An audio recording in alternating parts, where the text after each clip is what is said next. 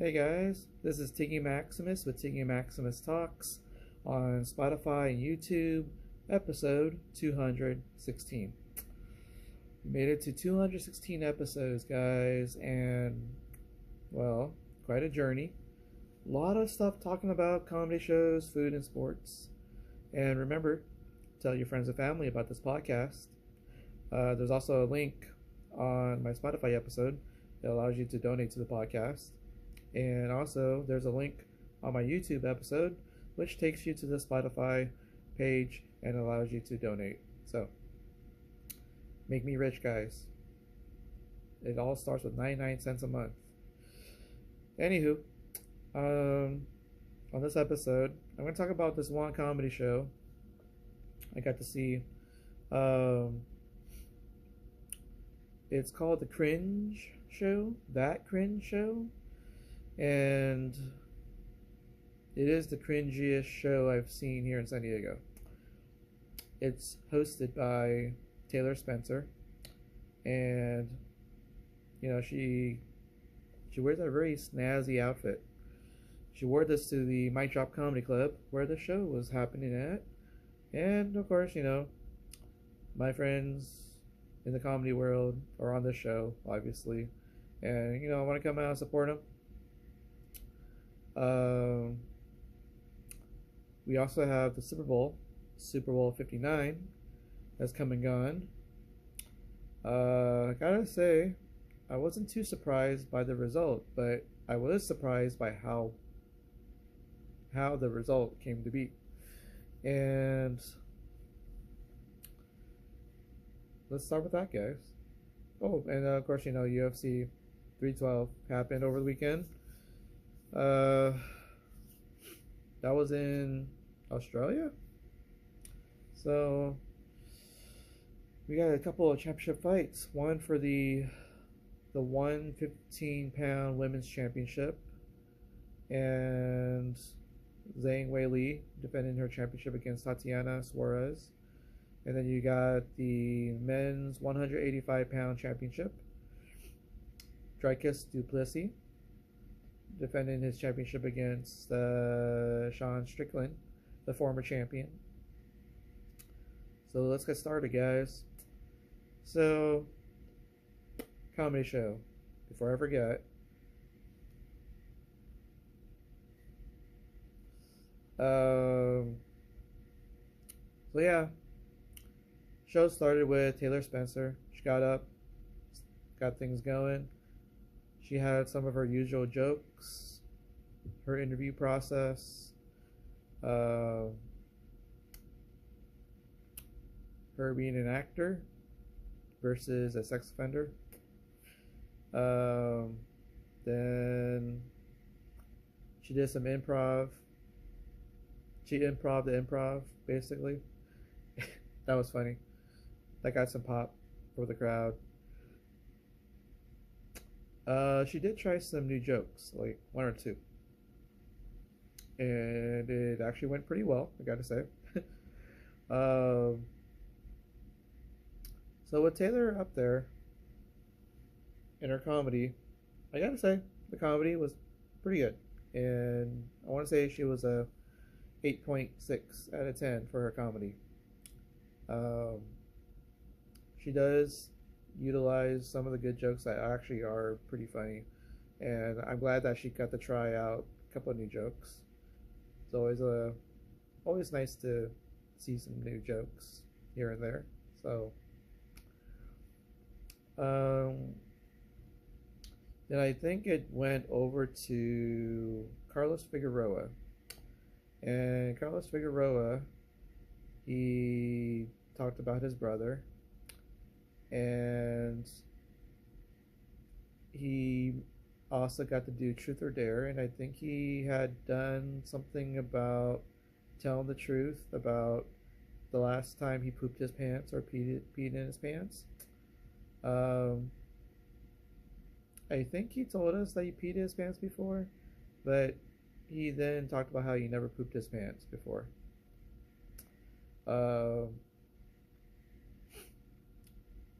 I gotta say, I was kind of following along but he feels very strongly about his opinion about his brother, especially on phone calls. Um, I guess his brother was in the crowd too. So overall, I would say Carlos Figueroa with the cringe part with his set and the truth or dare. Um, gotta say, um, I would say the crowd was into it. Um, like not all everybody in the crowd, but I would say probably almost half the crowd in that room. So I want to say Carlos Figueroa 8.2 out of 10. Um, I believe we had. I believe it was. It's probably no in particular order actually. We got Rachel Lloyd, and Rachel Lloyd got some jokes in. Talked about how she did a beatboxing. She rapped, um, and I think somewhere in her lyrics she said that she had no game, that she did this at a frat party. So, and I really believe it, considering how much I followed that particular bit and how much truth is in that one. Um, and I can see that. I can totally see it. Um, it actually got the crowd going really, because like she did really well. She does really well with this beatboxing. So it's, with improv and um, carrying a tune, and she really knows how to entertain a crowd. Um, and then I think she did some truth or dare, and I think mm, she might have did some truth stuff, and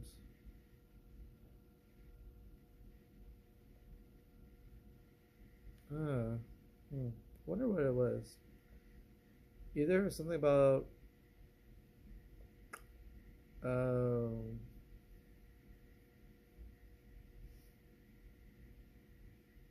hmm, yeah, it was probably like a really way back then kind of truth. I don't think it was about dating though, but it could have been. So, but apparently, um, she did well enough to win an award. So she was one of the cringiest. Uh, um, I would say Rachel was an 8.6 out of 10. Yeah, sounds about right. Um, and also congratulations to Rachel for winning one of the prizes. I think the prize that she won, it might have been a stuffed animal or something. um, so, um, and then I think we had Kylie Troop, and I think she had this, you guess you could say, a monologue between her her asshole and her vagina, apparently, in relation to what happens during sex.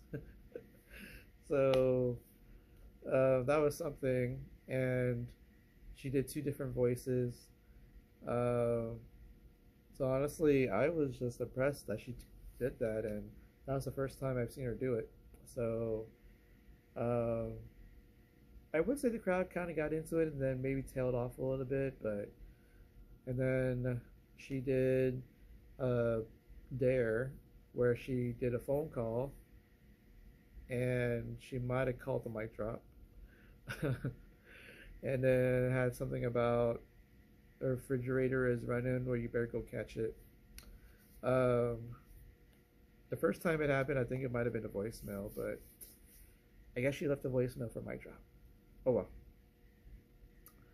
Overall, I want to say Kylie Troop, her stuff, everything. Let's say 8.4 out of 10. Um,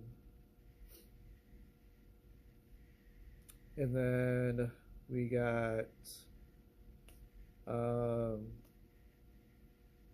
Aaron Trahan. He went up, did his jokes.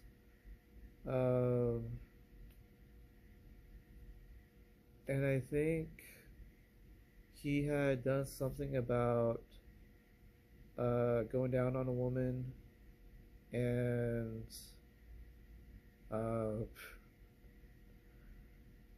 he had a joke about his girlfriend. He did have some play on words, and then when it came time to do his truth or dare, I think he did a Morgan Freeman impersonation. So, yeah. It was either him or it might have been Carlos, but um,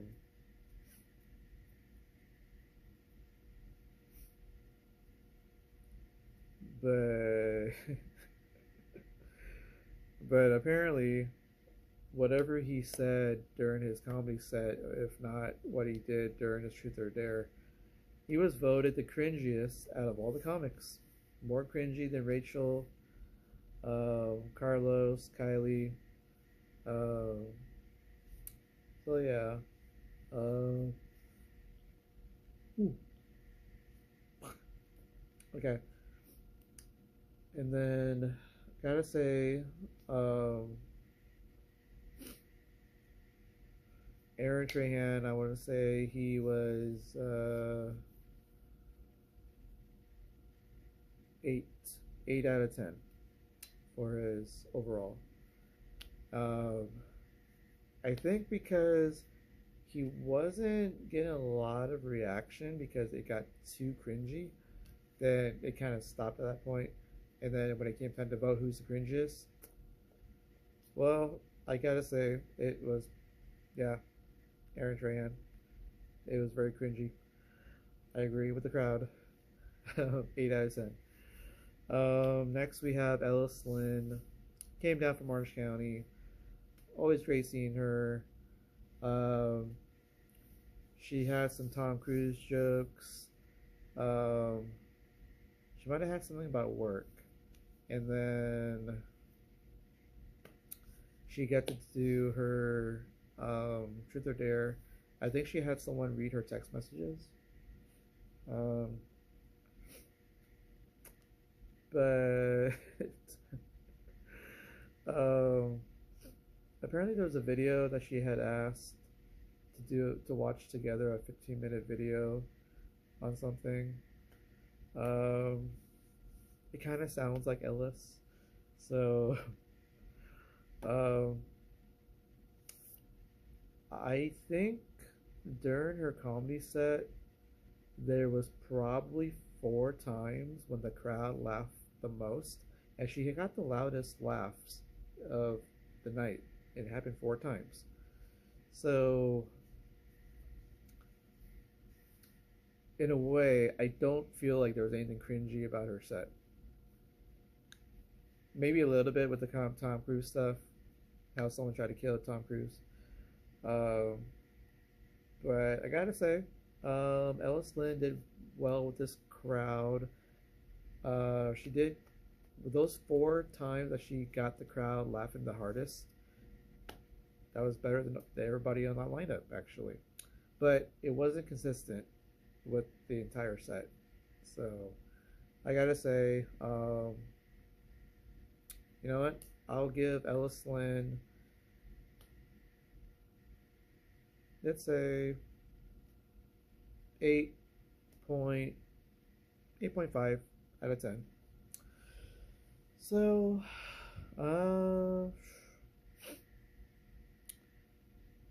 then yeah, Taylor got to award Rachel Lloyd with I think it was a stuffed animal. Um, I think it was for maybe the cringiest Truth or Dare.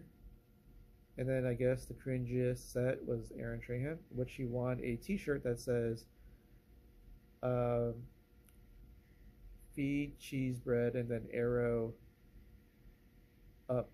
And I guess if you wear the T-shirt points to the mouth. So Ellis Lynn didn't actually get to win anything, but she got to wear a crown as a consolation prize. So the fact that she worked on some new jokes, it shows her improvement from the last few times I've seen her perform. And I guess because if you do too well, you don't win anything. So yeah, but yeah, it was a fun show. I'm glad I came and got to see the people on there, and oh, and the headliner KDK. Can't forget KDK. And apparently, she um, mimicked every single cringiest thing that every comic has ever done on stage. And I remembered a whole bunch of them where microphones um, are basically um, mimicking, I guess, penises and asking questions about relationships in the crowd, uh, how people met. So she kind of went through pretty much every single cringy one. Um, and I think she did a few jokes, but I think she's did a lot of like crowd work and then talking about cringy things. So uh, I gotta say, there's just something about Katie K when she makes those facial expressions for a lot of the stuff for her jokes and the cringy things. Um, it just makes her entire set just so um, triggered to laugh. So she's always, she always knocks it out of the ballpark every single time she's performing in San Diego, and I'm glad I got to see her. So, um, and apparently she got to talk about her jacket at a thrift store or something, and apparently she thought that somebody thought that she was a Green Bay Packers fan or something when she was trying to wear the colors of Brazil. um, so that was pretty funny, and uh, I would say overall, and plus she did some dares, truth or dares. I think she did one with the refrigerator running. She called somebody. Could have been mic drop. Might have been mic drop actually. Now to think about it.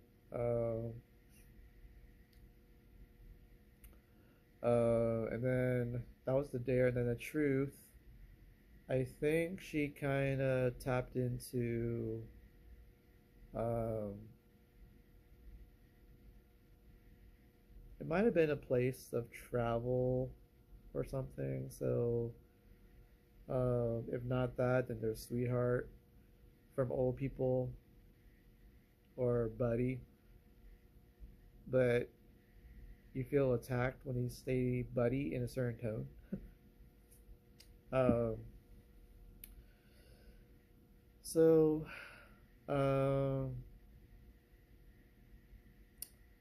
overall, I want to say that KDK, she was a 9 out of 10 overall. So I always enjoy it. Which kind of, brings a close to the show. And overall, I enjoyed it. And if anybody loves to hear cringe comedy or just to see KDK, Taylor Spencer, Aaron Trahan, Kylie Troop, Carlos Figueroa, Ellis Lynn, um, just great comics. They're here in San Diego, also LA. Come out and see them to a town near you, and You might see me there. We'll talk, tell you about all about comedy, also sports and food. Uh, so Super Bowl 59, Philadelphia Eagles, Kansas City Chiefs. Basically, the two best teams in all of NFL. And for that, I got to watch it on the movie screen at the Yellow Door Comedy Club, Fifth Avenue, on top of Mr.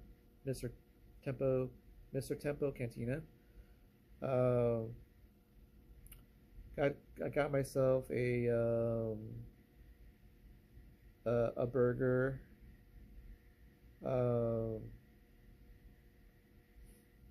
I think it was a burger with onion rings and avocado, and you know, it was a tasty burger. Um, I got some tater tots with it, so overall, I gotta say the burger. Um, I would say it's probably 8.5 out of 10. Tater tots, 8.75 out of 10. Um, and great service from I think his name is Adrian. So very tentative, always very pleasant, always checking on me. I got to hang out with Ryan Archuleta, Stacey Allen, Chris Espinosa, Marty. So got to watch basically what was basically a blowout. At one point, I think it got to be 34-0 Philadelphia Eagles on the Chiefs, and the final score ended up being 40-22 Eagles. So the Eagles won the Super Bowl, got another championship under the belt. Kansas City Chiefs failed to get the three-peat. They just didn't get going. There was even a pick six off of Patrick Mahomes, which made it 17-0. The kicker for the Philadelphia Eagles, Jake Elliott, made all of his extra points and field goals. Perfect day for him. But what was the big surprise was that the Philadelphia Eagles defense kept sacking Patrick Mahomes. They got 6 sacks on Patrick Mahomes, and none of the defensive plays were blitzes. So that was impressive. And yeah, Jalen Hurts, he was the MVP of the Super Bowl. He threw some really nice passes for touchdowns to Devonta Smith, some to AJ Brown, and honestly, wow, it was just amazing how well those long bombs were, and the passes, and the defense was clicking, the field goals were clicking, the offense was clicking. There was just no weak point during this game for the Eagles.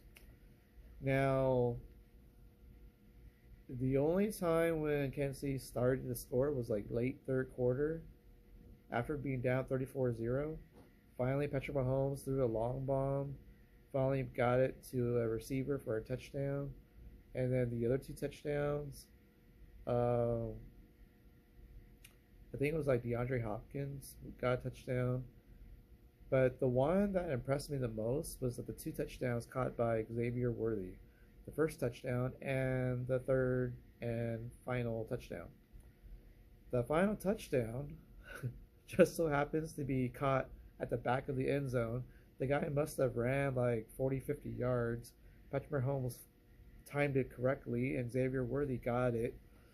That's really hard to defend, and the fact that that actually happened towards the end of the game, it was too late at that point. So Travis Kelce, I don't think he did much in this game. Didn't see Kareem Hunt. Didn't see much of Isaiah Pacheco. They only ran like 11 rushes and stuff. Didn't get a lot of like yardage for both guys, so they were shut down. just nothing was really flowing for the Kansas City Chiefs except for Xavier Worthy and sometimes with DeAndre Hopkins. But those are all like basically garbage touchdowns. So with that being the case, you know, it was a great experience watching the Super Bowl on a movie screen. Got to be with some good friends.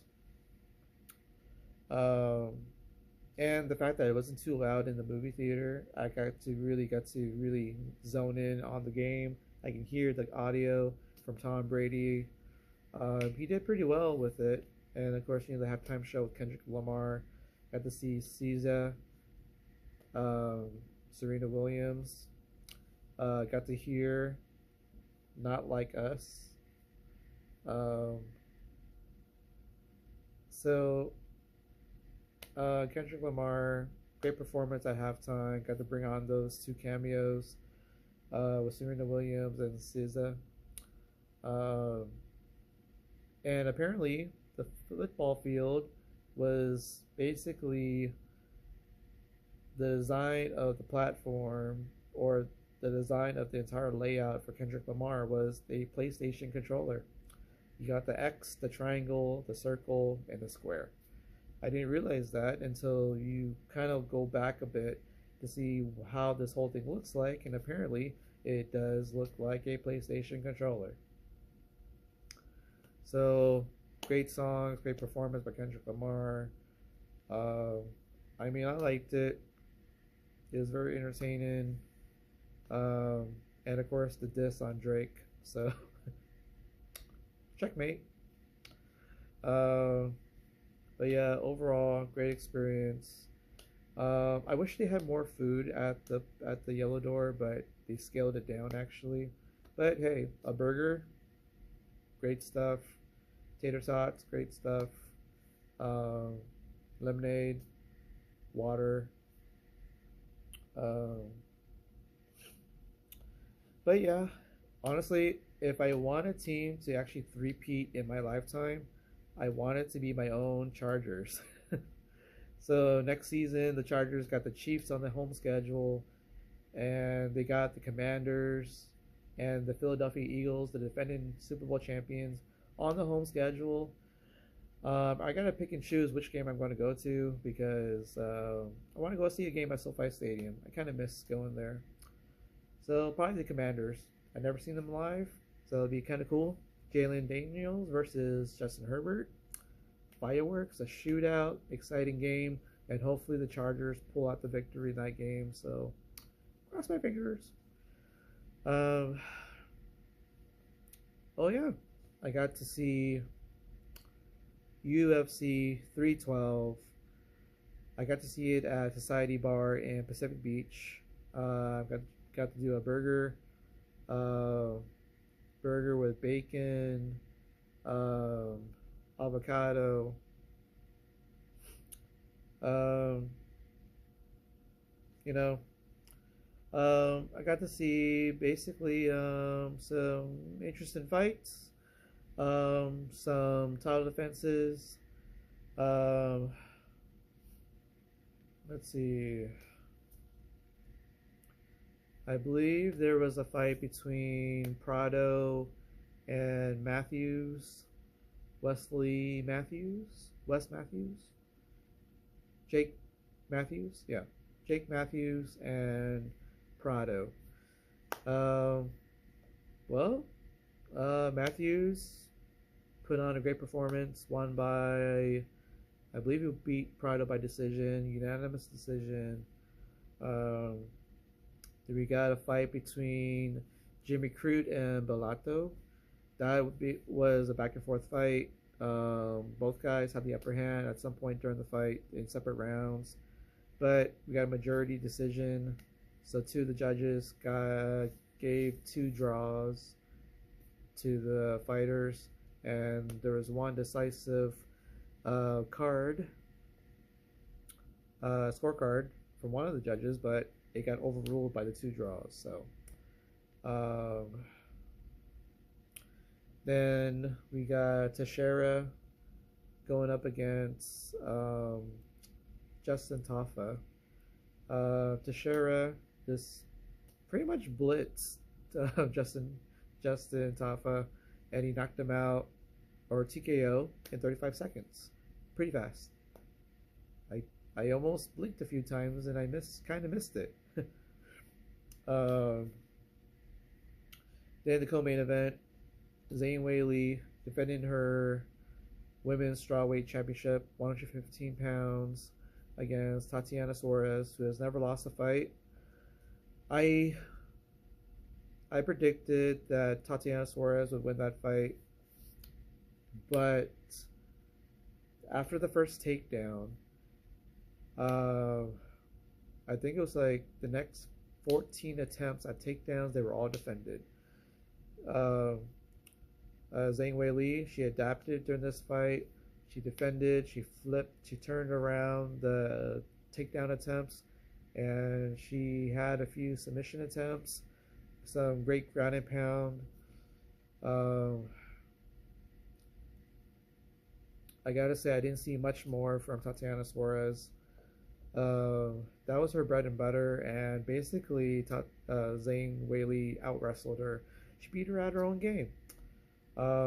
Great performance of Zhang Weili. She basically won. I mean, she probably won like 4 of the 5 rounds on 2 of the 3 scorecards. Um, Maybe one of them might have been 5-0, but I mean, I would have gave Tatiana Suarez the first round, but because of the fact that Zhang Weili kind of came and finished the round strong, might have flipped it. Uh, but the fact that Zhang Weili got out of Tatiana Suarez's ground game, that was super impressive. So at this point, I don't know anybody else at 115 that can challenge um, Zhang Weili, and it might be the fact that, well, Zhang Weili might have to do a super fight and might go for double gold and challenge Valentina Shevchenko for her 125-pound championship, her flyweight championship. That would be an exciting fight. Valentina versus Zhang Weili. Valentina Shevchenko versus Zhang Weili. That is a dream fight. If that happens, I'm glad I would see it. I don't know who would win that fight, actually. It can go either way. Also, at 125, it just so happens that Thug Rose Namajunas is actually at 125, and you know, Zhang Weili might chase her at 125 and get that third fight, and at least get one in the trilogy, and not lose both fights, and that would be kind of like the legacy of their rivalry. Like, I would want to see Zhang Weili come back and at least get the last one of the trilogy, whether it's for a championship or just fight her at that division at 125. That kind of like would motivate somebody to do it. Whether, for one, Zhang Weili actually goes up in weight and wins that championship with Valentina, and who knows, might challenge Rose to that championship. But I think there's another championship that's going to happen, and I think it's going to involve Valentina versus Fiora. So that might happen.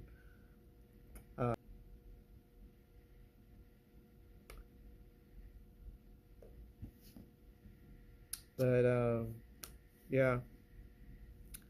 And then we got, oh, it'd be fun to actually watch Tracy Cortez versus Zhang Weili. That would be a fun fight too. Okay, so for after that, we got the main event. We got the champion, Dricus du Plessis, defended his 185-pound championship, his middleweight championship, against former champion Sean Strickland. So I predicted this fight will probably go du Plessis to win it. and but I would have figured this would be a good fight in the rematch. But the problem was Sean Strickland, he's one dimensional. And even though his striking is very like top level striking, but Duplessis did leg kicks, got the takedown. He has an awkward way of striking with um, Sean Strickland. Like he was like very off balance when he strikes, but he manages to get his strikes to the body, to the face, and that awkwardness is hard to defend. And overall, Dricus Duplessis just pretty much outworked Sean Strickland for the entire 5 rounds. And I think of the 5 rounds scored from each judge, of the 3 judges, I believe it was 50-45, 50-45, and 49-46.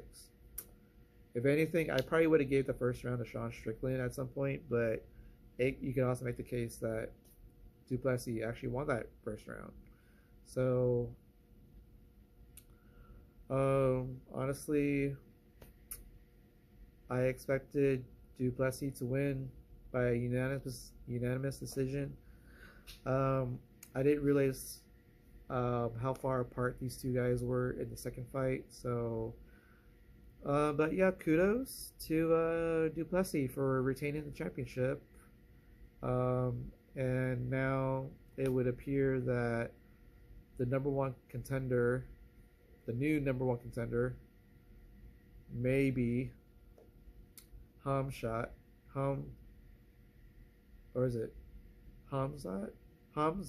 Chimaev. He's the next guy in line. He's undefeated, I believe. Yeah, undefeated. Great wrestler. Very superb wrestling skills. And I don't know if Dricus Duplessis is ready for that, but that's going to be our next title match for the 185-pound championship, and it's long overdue. I want to see Chimaev fight Duplessis, and it's probably going to happen sometime this year. And, I think Chimaev is going to beat Duplessis. As much as I think I can't wait for that to happen. And honestly, can't wait to see what other fights are going to happen in 2025. At this point, who knows? Sean Strickland might fight Imavov, or he might fight Robert Whitaker. So that it might be a match to do.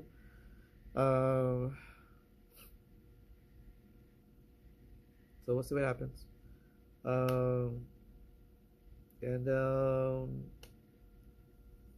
I believe the next UFC is UFC 313, and I believe that's March 8th, and I think it's March 8th, yeah. And Alex Pereira is going to defend his light heavyweight championship against Ankalev. That's the main event of UFC 313. Can't wait for that. I believe it's March 8th. So yeah, guys. That's it for me. Remember to tell your friends and family and everyone in between about this podcast. Spread the word. Follow, subscribe, make the donation to the podcast. Watch some good comedy shows. Find some good food.